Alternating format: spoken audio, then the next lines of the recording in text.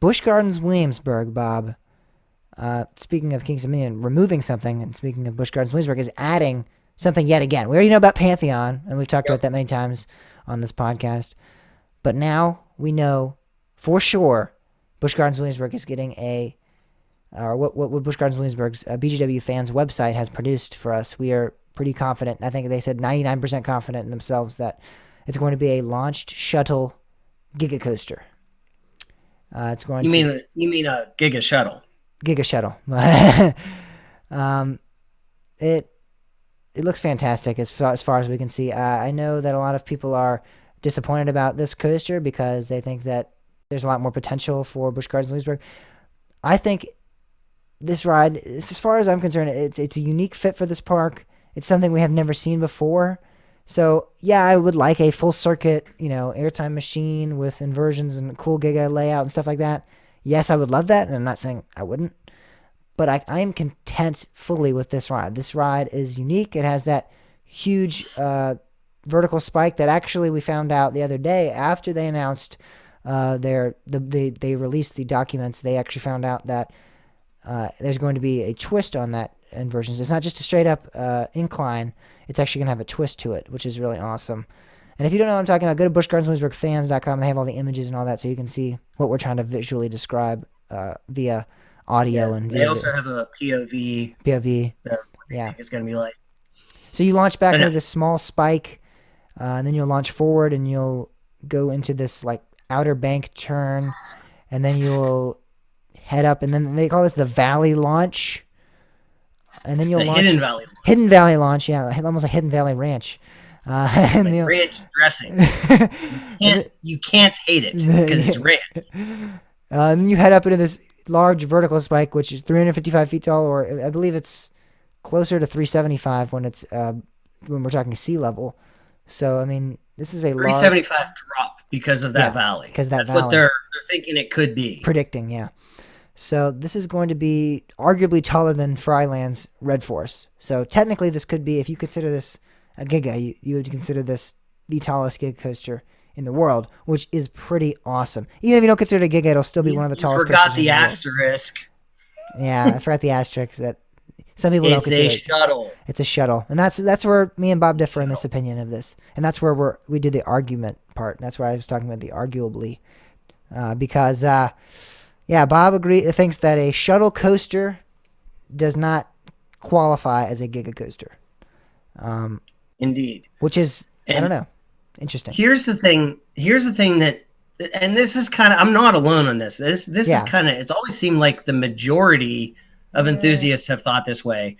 Granted, there seems to be more people today that think that shuttles can count. But here's the rationale behind it.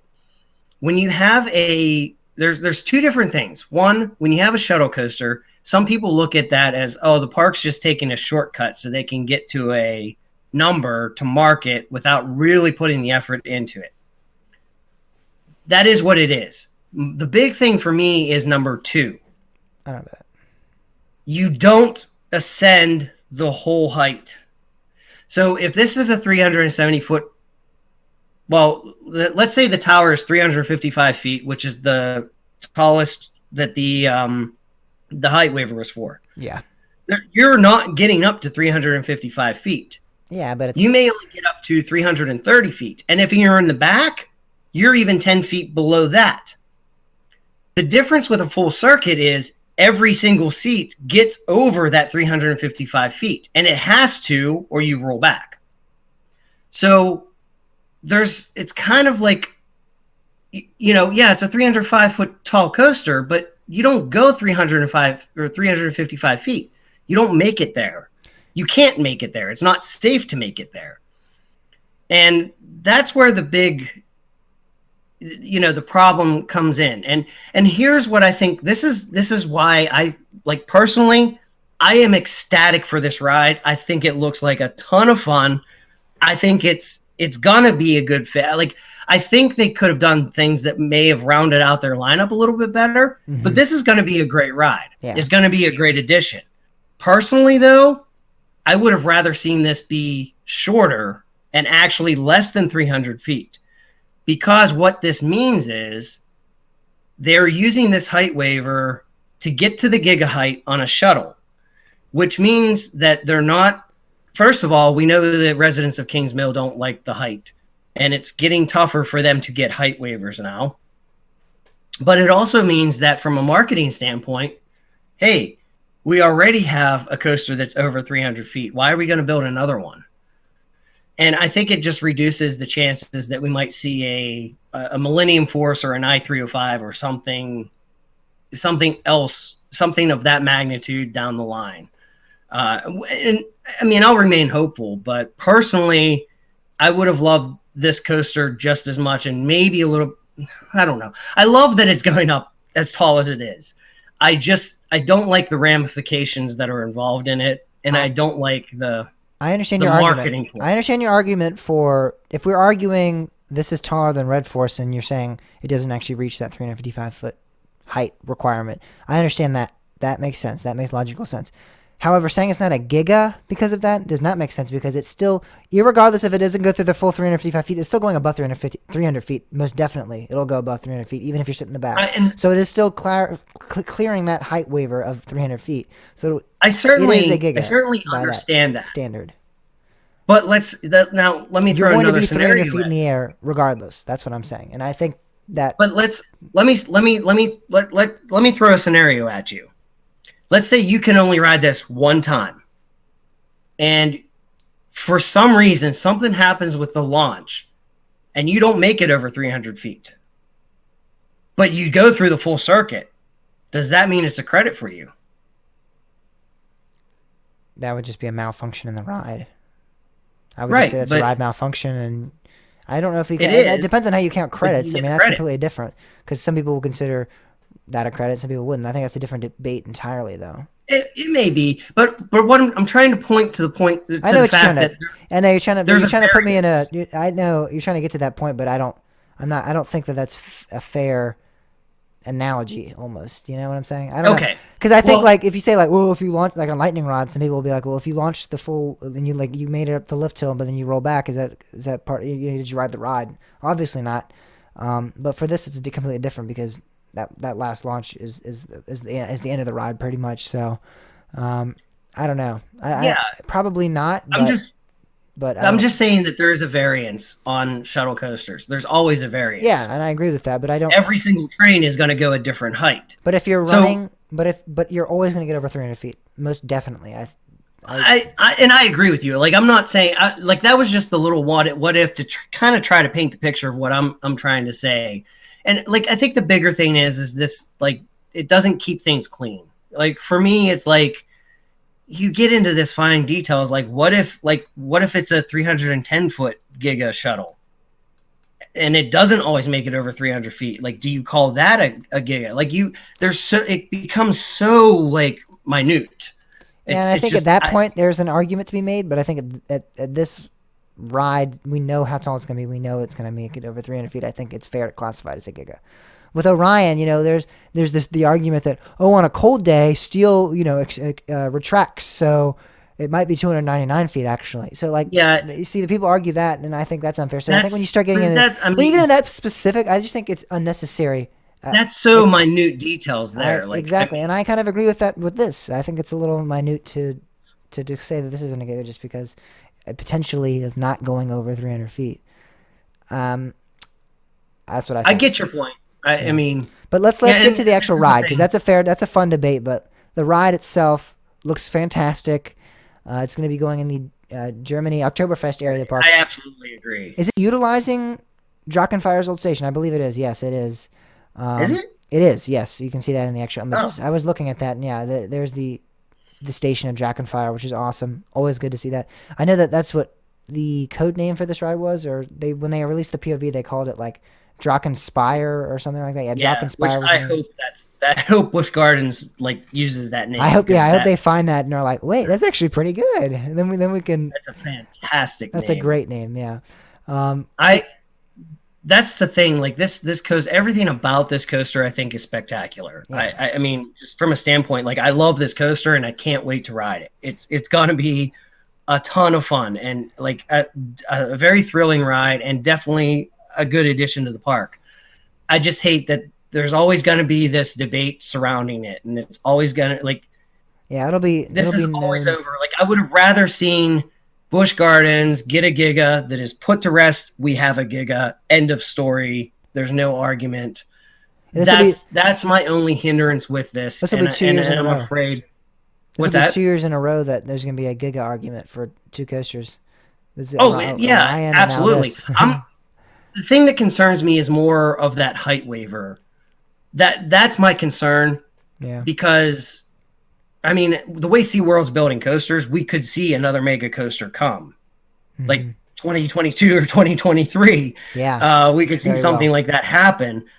But I'm afraid that it's like, the Kings Mills residents are going to be like, oh, no. Yeah, You just built an over 300-foot ride. They're gonna ruin it for us. Right, yeah. And that's why I would have rather seen this same ride in a shorter version. Yeah. Just because we could save that height waiver for something Yeah. else later. I'm fully agreement there. That's no doubt. However, this is what we're 99% gonna get. So we gotta look at what we got and analyze. So I believe so that it starts off with that backward launch up that small spike. That'll probably be like 50, 60 miles an hour, I would assume. And then we launch through that second launch again. It is strange to me that they're doing this right after Pantheon. They're doing another very similar launch pattern. I mean, you got that spike and then you go back. It's very strange. I really seriously think that these two coasters were supposed to be one big coaster. That's probably true. I really think that's what's going on. I think they split this up into two different coasters. And yeah, because this is exactly where Pantheon was expected to be as well. They expected it to go over Right. the Rhine River in this area. So, I mean, it's very well. And it's strange to me that they're putting this massive launch coaster right next to their other launch coaster for Bolton. I feel like you could have spread out the launch coaster. You kind of put through the launch coaster. You have Tempesto, then you have Verbolten, then you have Pantheon. Now you have this. They're all like in one area of the park. They're on that like left-hand corner of the park. It's kind of strange that they didn't really try to spread out their launch. You think that'd be kind of cool to have, a launch coaster in each little area or something like that. It's kind of strange to me how they kind of put them in this one little confined space. It's kind of like Launch Valley. You even have Verbolten's going to be going over the Rhine River. This will be going near the Rhine River. Pantheon goes over the Rhine River. It's very strange pattern that they chose for these three launch coasters. But I'm not too upset about that really. But it's just it's interesting. It's unique. It's strange. I am really concerned. I want to know how fast this thing is going to go. That's I want to know, is it going to break 300? Some people have estimated 100, 105, 110. I'm more interested in not the top speed, but how fast the acceleration is. True. Yeah, that as well. That is the thing that I think is going to be a big aspect of it. I mean, let's think of this for a second. Like if you look at Top Thrill Dragster, that's a ride that you walk up to and you go, "Oh my God, that's insane." On paper, it doesn't look like anything. Yeah. And that's why I think this could be a make or break thing for this coaster too, because if this is like a super insane fast launch, like that's, it's going to be that visual aspect of it. Like, I think oh my God. I think this launch needs to be super insane and super awesome, because other than that, Yes. I mean, what else? There's nothing else to this ride. Yeah, the spike's going to be like cool, like a little bit of hang time, whatever.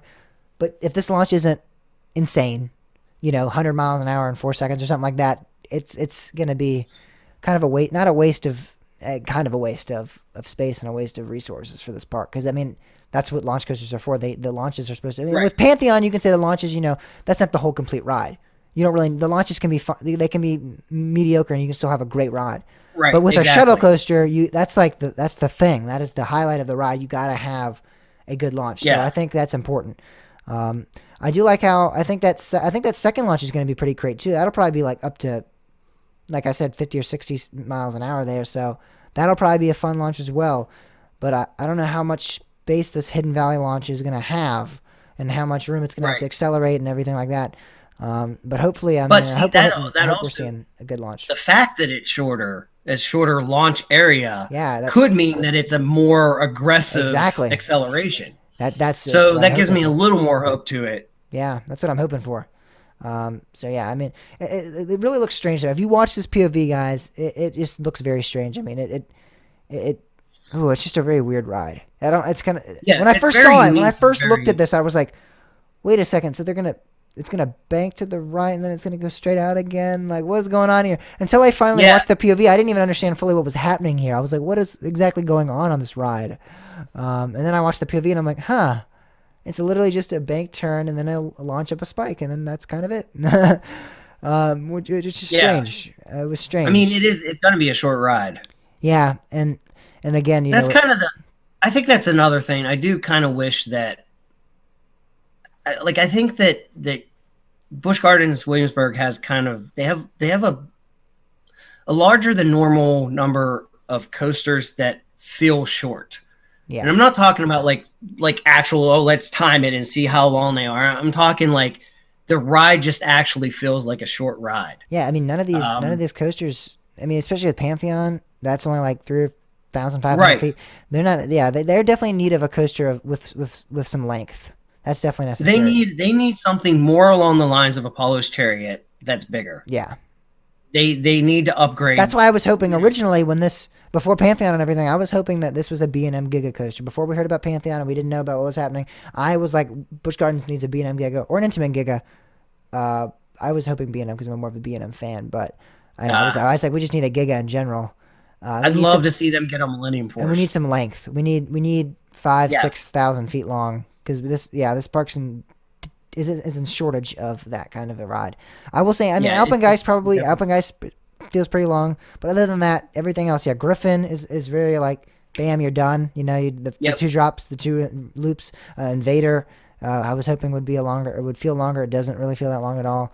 Invader feels Apollo's amazing too. Chariot isn't too bad. It's not really, it doesn't feel that Apollo's short. Chariot's a good. It feels Yeah, like you get a good long ride out of it. yeah, it does, but it's still But it's again old. I mean, you're talking like 20. that was last century. Yeah, exactly. They're in need of a new launch, not a new launch, a new lengthy coaster. Yeah, but so this ride is not going to fill that gap for them. I don't really know what gap this ride's filling other than the height thing. I mean, it's kind of like we already have the launches. This is literally going to be the launch capital of the world now. Um, Yep. we have the shuttle coaster. I mean, we have Tempesto, which does like the shuttle coaster thing, so it's not really filling any gaps for us. I know people keep saying, "Oh, it's filling a gap in their lineup." I don't know what gap other than the three. Yeah, it's gonna be tall. That's kind of the gap it's filling. That's kind of it. So Yeah, I and don't know. yeah, that's exactly it. It feels like I just feel like they could have done something that rounded their lineup A lot out a better. little bit better. Yeah, Um, and really, honestly, that's what a lot of people were asking is why. Like this just seems. I mean, it doesn't discount what the ride's going to be. I think it's going to be fun. It's going to be I'm really looking forward to it. I really want to see it in person. I really want to ride it. Like I am really looking forward to that. Don't misinterpret what I'm saying as yeah. negative. None of Like I us. hate Yeah, the ride. But I just feel like I don't know. I wish it would have done something a little bit different. Just and maybe do this thing later. yeah, That's kind of that's kind of my feeling of it. yeah. But certainly I'm not trying to take away and say like, oh, Busch Gardens made a horrible, horrible mistake. This is going to be a terrible. That's not the case. This is going to be a lot of fun. It's gonna be a great ride. Yeah, and I'm curious to see how they theme this too, depending again on the name and everything like that. It's in the Yeah. Oktoberfest section, so I don't know if we're gonna be seeing some more German theme like that, or if it's gonna be more universal theme. I don't know. We'll see. Uh, Parks seem to be trying to theme their coach. I mean, with Invader, we had some good theming.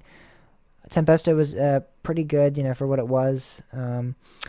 For Bolton, obviously, is one of the better themed attractions in regional parks in general. Yes, certainly. So hopefully we see something along those lines. I don't know if it's gonna be themed to Dragon Fire or what. Maybe it'll be like Dragon Fire revamped, some sort of theme like that. That would be cool. I don't know. We'll see. That's something to look forward to with this ride. So Busch Gardens Williamsburg 2021. It's unique. It's interesting, and it's exciting. And we'll keep you guys up to date.